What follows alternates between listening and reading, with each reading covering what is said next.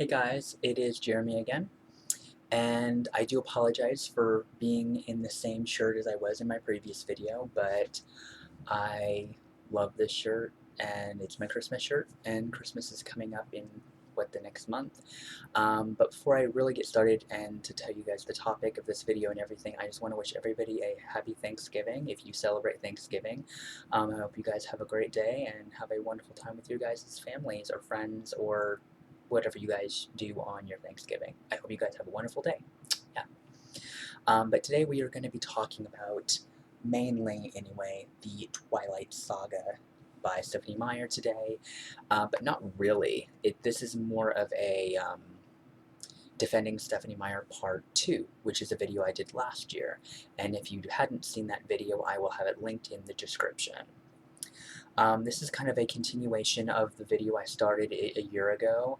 These are kind of more points that people keep telling me that I want to give my view, my opinion of my defending it and defending the world that Stephenie worked, I'm guessing, very hard to create. But before I do that, I do own almost all of Stephenie's books. Some are new, some are old, and one, in fact, I'm getting for Christmas. So we have her four main books of the Twilight series. We have Twilight. We have New Moon, Eclipse, and Breaking Dawn. Then up top, we have The Short Second Life of Bree Tanner, which is an Eclipse novella. This book is set during the events of Eclipse, but it is definitely set on the much darker tone and a lot more of the darker side to being a newborn vampire and being a vicious, blood-sucking newborn vampire in the Twilight world. And everybody says that all Stephenie writes are these mushy, lovey, gooey vampires. Read this and you'll change your mind. Then we have a non-Twilight novel, which is The Host, which I have not read yet. I've only read the prologue. But I will tell you, I will be reading this very soon because I cannot wait to develop into this story. Then we have her newest Twilight book, sort of, which is Life and Death, which is Twilight Reimagined. Now, I love all these books. I've already read this, but I read it on ebook, and I read it really quickly, just like I did with the first original Twilight novel. But I need to be away from it for a while because I'm rereading this bad boy, so I can get ready to do my individual book review over this book, as well as review this entire series, which will be uploaded next week. There will be a couple more discussion videos coming this week, a lot actually. Some are going to be Twilight related, others will not be. I kind of want to talk about the problems that people have had with the ending to Breaking Dawn, which I'm not going to bring up in this video. That one is going to be strictly Breaking Dawn, and I'm going to be doing a reaction or a discussion video over Nettie Madams. I'm really getting sick and tired of the Breaking Dawn haters video. That one's been out for years. So many people have done a response video to that, and I kind of want to share my own thoughts on it. So I have a list here on my notebook with my cool, awesome purple pen, and we're going to talk about just a few of the notes and things that I have.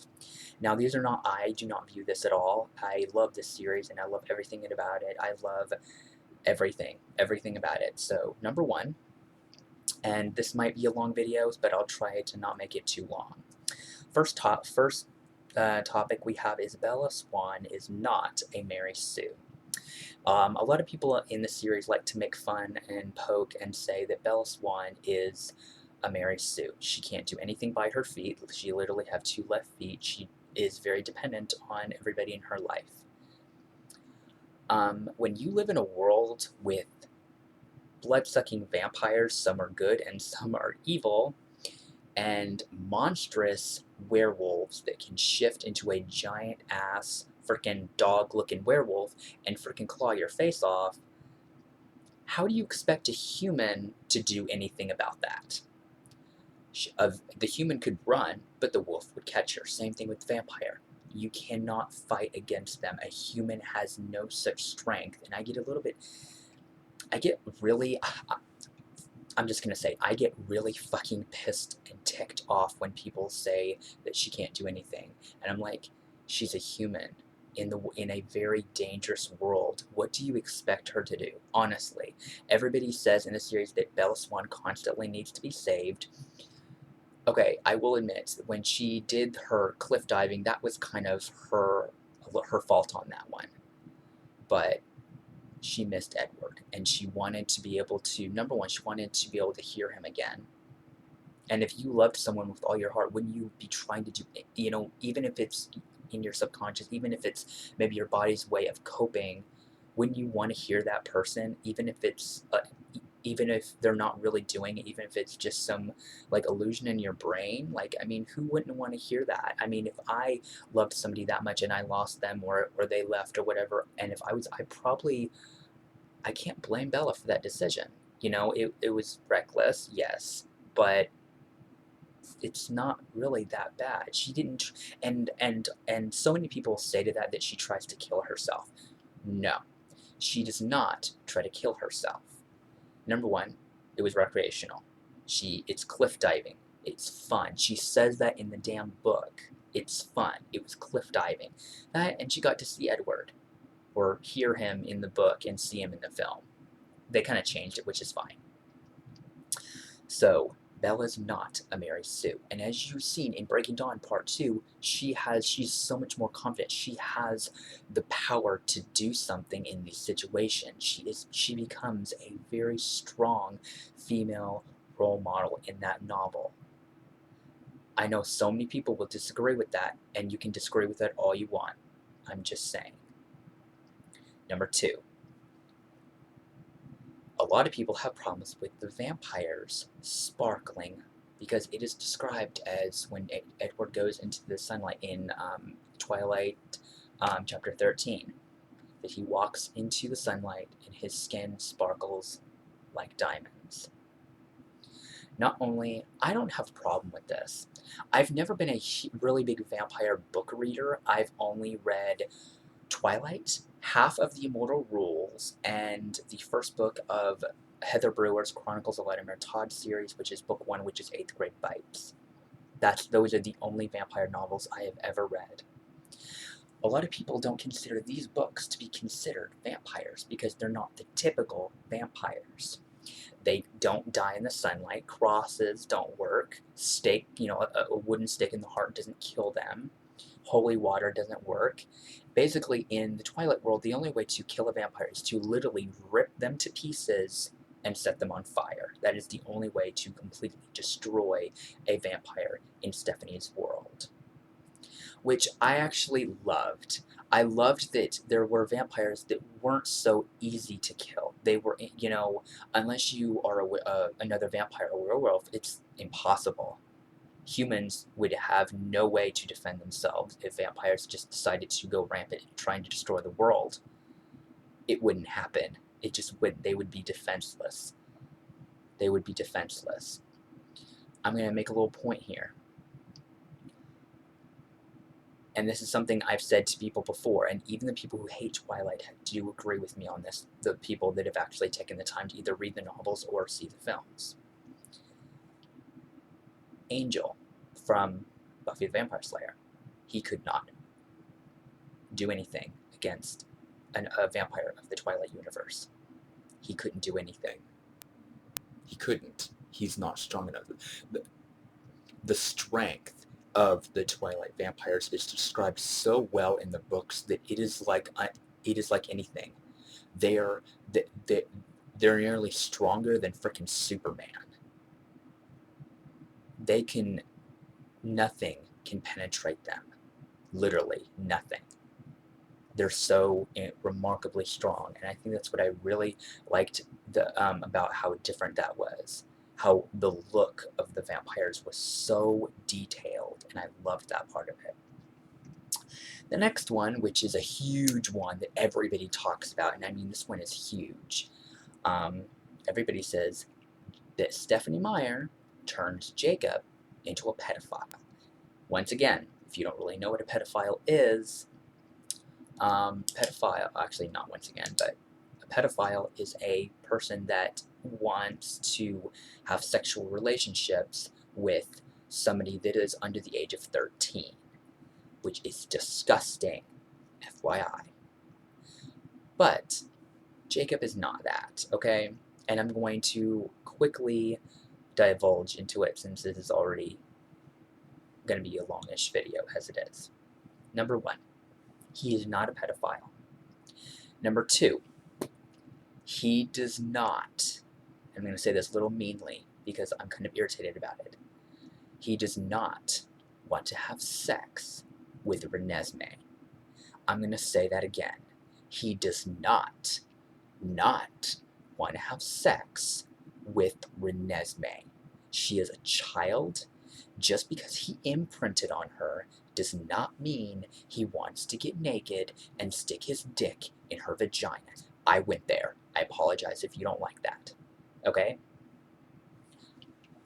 I just get really angry when people say that because that's not it. And if you would have read the book, you would know that. But half of these people haven't even read the book nor seen any of the movies, so they're just going off of what other people are saying. Because that's really great to have a really great argument there.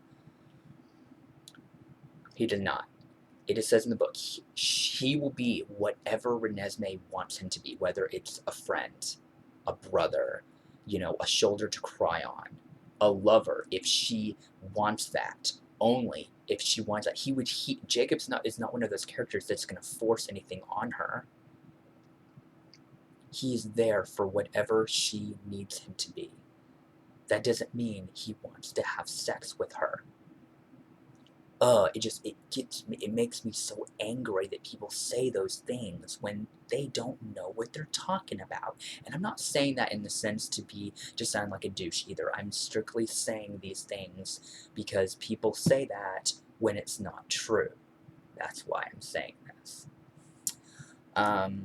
And a lot of people say that none of the Twilight characters have personality, that they're just blank pieces of paper or pet rocks, as a lot of people like to call it.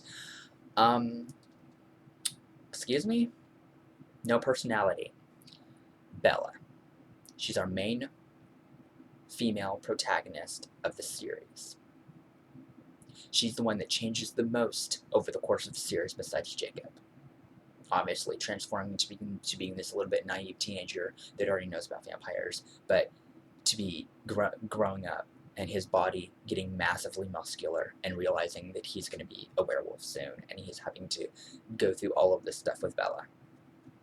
He grew up, he changed a lot too, but I still believe that Bella, at the beginning of Twilight, is not the same Bella at the very end of Breaking Dawn. She goes through massive character development over the course of the series, and since it's the main POV character, we get to know her a lot more than we know any of the other characters. Bella is an extremely strong female character, and a lot of people say that she's not, and I understand that people are saying that she's not. If you look at some of her choices, I guess you could say that she isn't. But I see her as, she knows what she wants in life. She knows that she wants to be with Edward, and she goes out of her way to make Edward understand that she does love him and she wants to be with him. She fights for her father. She fights to get more in her life. She fights for her friend Jacob. She fights for her human friends to be more involved in their lives after what happened in New Moon, after she really separated herself from them for so long. And she really gets back to them and really becoming more better friends with them in Eclipse. She fights. She has been a fighter since the first book. She's one of my favorite characters within this series. I mean, there's so many characters to love in this series, but we got to know Bella so incredibly well, and I loved that. Next one, which is another big one, is people call Edward Cullen a pedophile, a stalker, and a creep. He's not a stalker. He's not. He's not a stalker at all, and I'll say why. He does follow her around. That's not stalking, people. He's interested in Bella. He cannot read her thoughts. And if you have also read the book, you will find out why. Everybody says that is a massive plot hole, how Edward can't read Bella's thoughts. It's not a plot hole. She has a supernatural gift which is not unlocked until she becomes a vampire. And what Bella's ability as a vampire is, we're going to sidestep. The world of vampires is some, not everybody, but some vampires are given with a talent. Edward, he can read thoughts. Alice can see the future.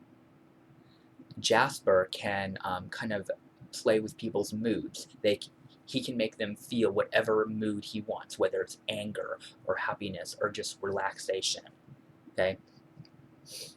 Rosalie has a beauty, and that's her to look beautiful. She is the most beautiful woman in the entire world. Nobody in the past, present, or future ever will ever be more beautiful than Rosalie, and that's her gift. Emmett he's just super strong. I don't know if he's actually considered as a gift, but I kind of deem him worthy because he's the strongest vampire in the world. Back on point. So people say that Edward, that's not a plot point, people. Bella's ability is she's a shield. She can project a part of her shield that because supernaturals cannot use. Jane's power didn't work on Bella. Edward's power didn't work on Bella. Neither did Aro's. Neither does Alex. No supernatural ability, so she can shield a part of her, and she can spread it beyond her and shield other people from using other people's abilities against them. And that's exactly what Bella does in the 4th book. So I know that was a little rambling and a little rant and a little off where I was going, but I don't script my videos because I don't like doing that. So yeah. So yeah, Edward,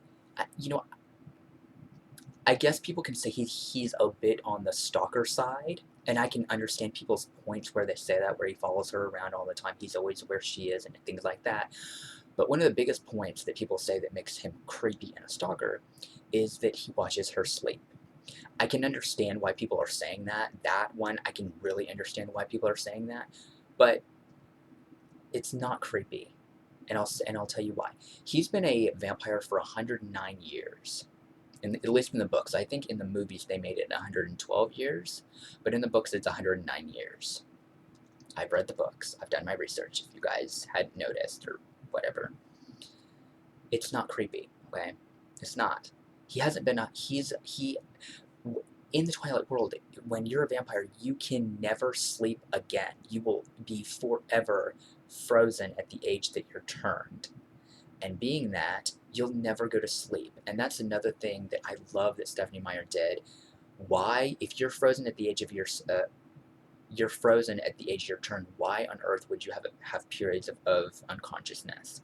That's one thing about the traditional vampires, like the Anne Rices and the Angel and Buffy vampires, that I never understood. If you are going to be forever like that, unless you die or whatever, why on earth would you go to sleep at a certain time? That's stupid.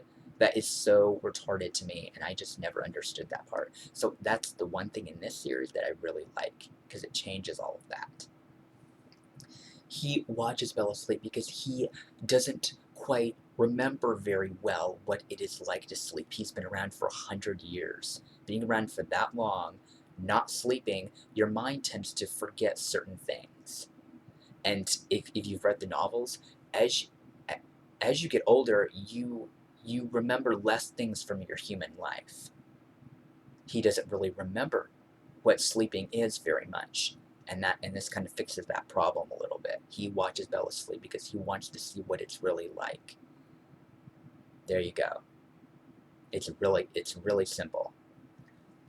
And my last point that I have, or one of my last points, is people saying that Twilight is sexist in every conceivable way.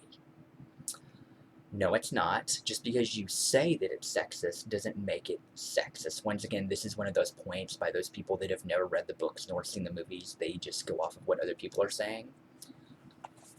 And to me, oh my god, He takes Bella's engine out of her car because he is scared to death of her safety being around the werewolves. The werewolves have no control. When you're first turned into a werewolf, you have no control over what you're doing.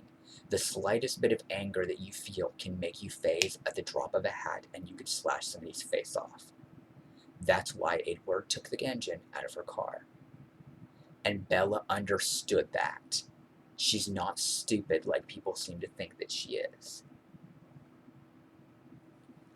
And my last point that I want to make is Stephenie Meyer as an author saying that Twilight is badly written.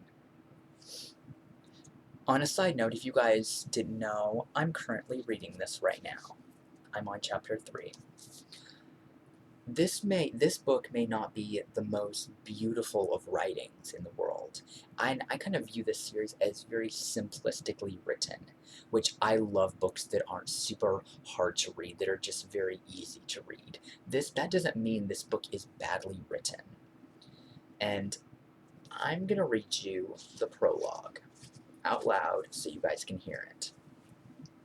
Preface, which is like a little part of it before the book.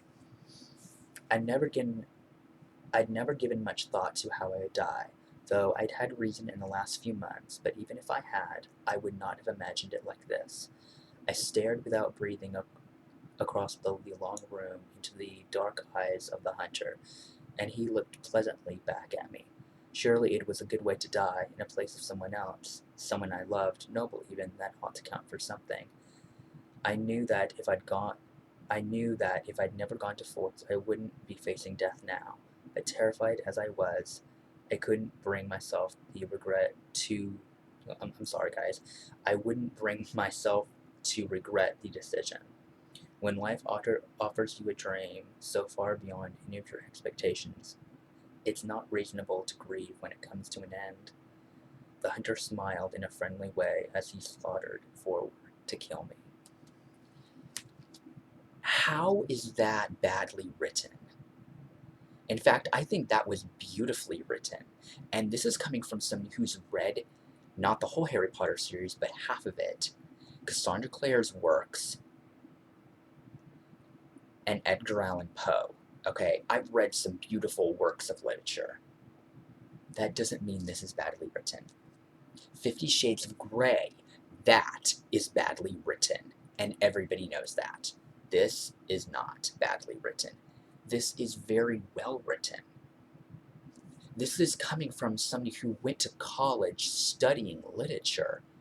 She got her, she got a degree in it. Yes, is graduated from Brigham Young University with a degree in English literature. It says it right here. I'll even zoom, that way you guys can pause. It says it right there, okay? Well, I think I've ranted enough, and I will have another video up on Saturday, which will be another Twilight-related video, just because I really love doing these, and they're really fun for me. So I really hope I answered a lot of the people's questions. If you guys want me to do another one of these, and you guys want my opinions, post questions down below, and I will do that in a video later in December. So thank you for watching, and I will see you guys next time. Bye.